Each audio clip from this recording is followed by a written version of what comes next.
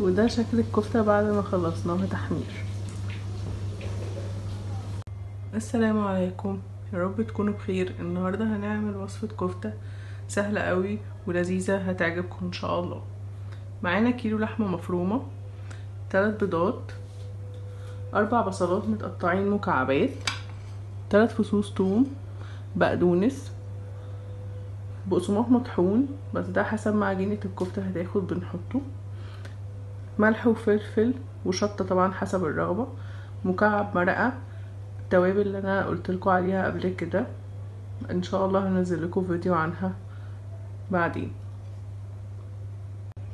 حطينا هنا البصل والثوم والبقدونس في الكبة وهنضربهم مع بعض. وده البصل والبقدونس والثوم بعد ما فرمناهم. دلوقتي هنحطهم على اللحمة.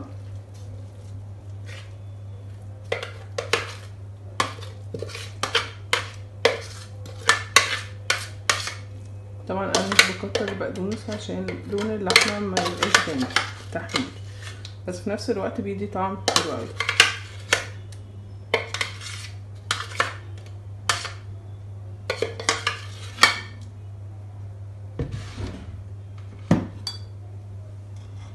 دلوقتي هنحط البيض.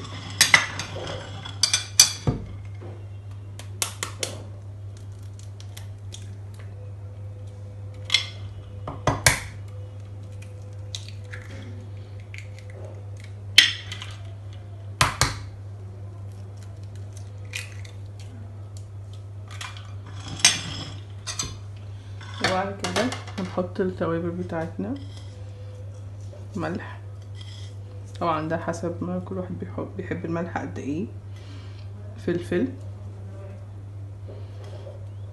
رشة شطة، التوابل اللي انا ما بستغناش عنها في اي حاجة، وان شاء الله هنزل لكم مكوناتها ايه في فيديو ليها مخصوص. طبعا انا ضربت مكعب المرقة مع البصل والبقدونس والثوم. دلوقتي هنعجن اللحمة مع بعض.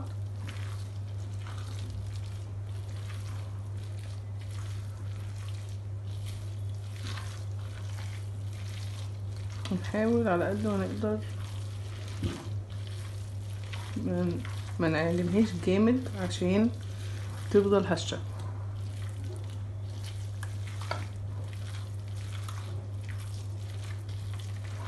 يعني بنقلبها بس بالبصل بالبيض بكل حاجة، توابل.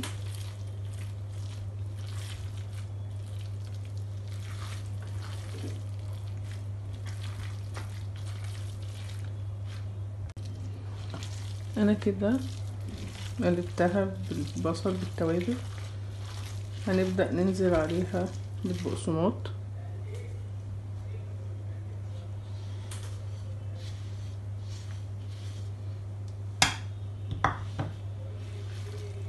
ويا ريت ما نكتروش عشان ما تبقى فعلا هشة، ويدوب على قد ما تاخد عشان تبقى متماسكة بس.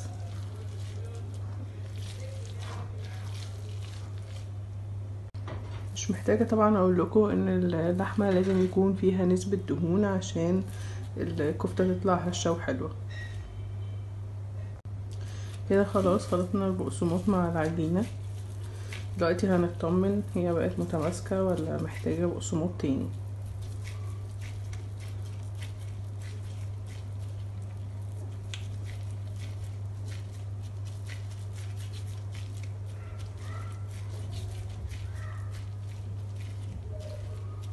كده خلاص تقريبا بقت متماسكة.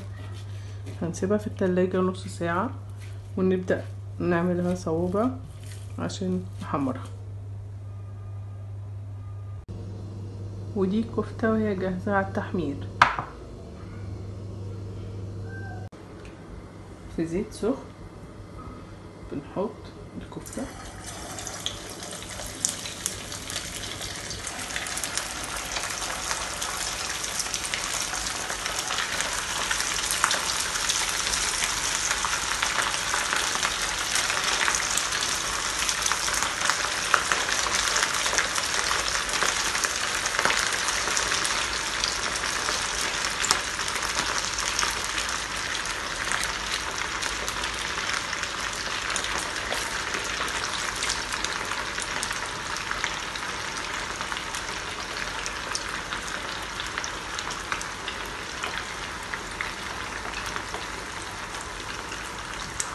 بنقلبها بالراحة بعد ما بتمسك نفسها شوية،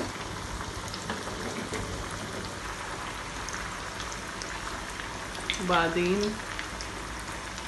بنهدي عليها. دلوقتي احنا بنقلبها لغاية ما تاخد لون معانا.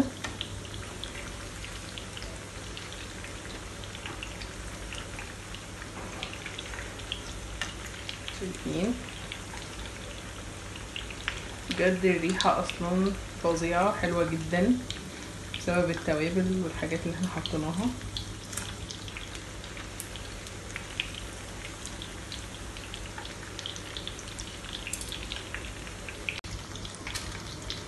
كده هنطلعها لما تاخد لون كده، لون مظبوط قوي.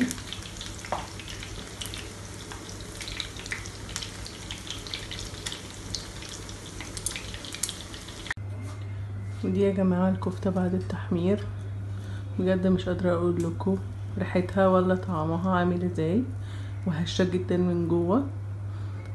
يا ريت تجربوها وتقولوا لي رايكم في الكومنتات، واعملوا لايك للفيديو عشان يوصل لكم كل جديد. وده شكل الكفتة بعد ما خلصناها تحمير.